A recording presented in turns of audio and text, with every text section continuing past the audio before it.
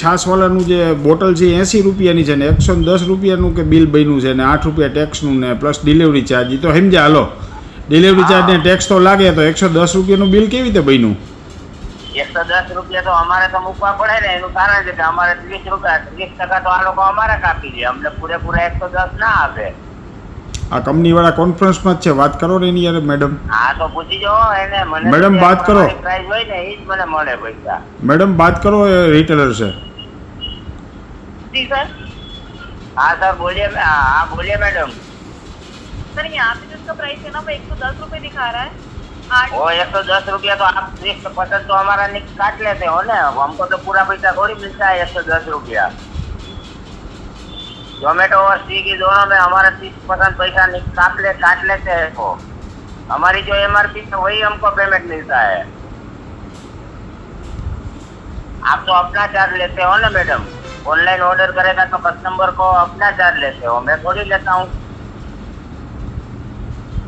मुझे तो जो चार्ज कंपनी देती है जोमेटो हो के स्विगी हो वो दोनों ये सही देते हैं. તમારું કઈ જગ્યાએ? આપણે બસ સ્ટેન્ડમાં આવ્યું ને ભાઈ? हाँ बस स्टैंड में मारू साहब. मैडम ये क्या बोल रहे हैं, उनको सुनो, रिटेलर को. वो बोल रहे हैं कि हमारा तो 80 रुपये का ही माल है, ऐसा बोल रहे हैं. आप 110 रुपये का इनवॉइस बना के दिया है, क्या करें? Hello hello. हाँ बोलो सर. जी जी सर कॉल पे रहिएगा.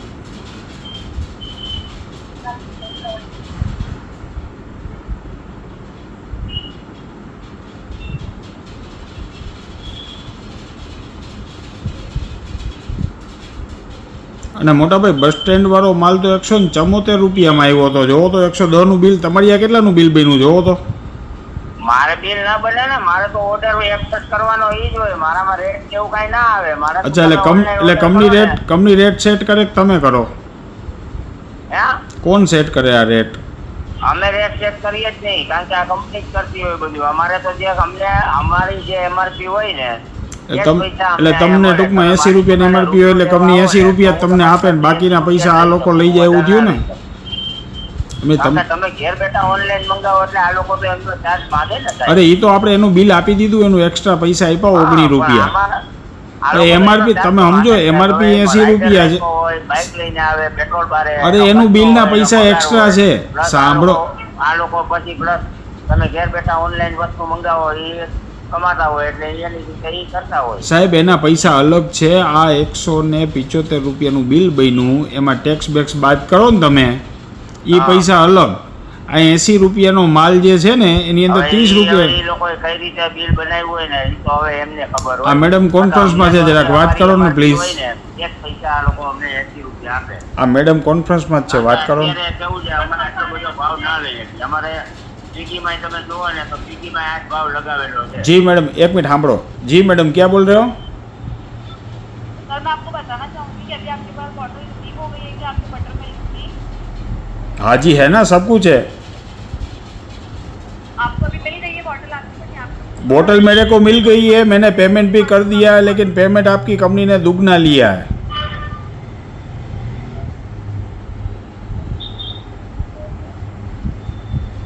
आप सुन पा रहे हो? जी जी सर. कहने का मतलब ऐसा है, 80 रुपया MRP है और मटेरियल किस रेट से सप्लाई किया वो देखो, इतना बोल रहा हूँ मैं आपको. सर मैं आपको बताना चाहूँगी कि वहाँ पे जो MRP लिखी हुई है ना वही MRP हमने आपको चार्ज की है. और अगर आपको कोई कंसर्न है ना कि आपका MRP आपको ज़्यादा लिया गया है तो जब आपका ऑर्डर आपको डिलीवर हो जाए ना तो डिलीवर होने के बाद में आप इसको चेक कर लीजिएगा, वहाँ पे 110 रुपये ही MRP शो की जाएगी. अरे मैडम, मैंने डिलीवरी कब का हो गया, पेमेंट भी कब का कर दिया, सब कुछ हो गया है. आप गलत इन्फॉर्मेशन दे रहे हो. 20 मिनट हो गया डिलीवरी को. तो सर आप मुझे उसका फोटो शेयर कर दीजिए. अभी मैं आपको फोटो शेयर करूँ, किस नंबर पे करूँ? सर जहाँ पे अभी आप चेक कर रहे थे ना वो फोटो पे. ठीक है, मैं भेज रहा हूँ, लेकिन ये कस्टमर को आप लूट रहे हो ऐसा लग रहा है. नहीं सर आप मेरे को फोटो चेक कर दीजिए, आपकी कुछ मदद नहीं चाहिए. मैं भेजता हूँ.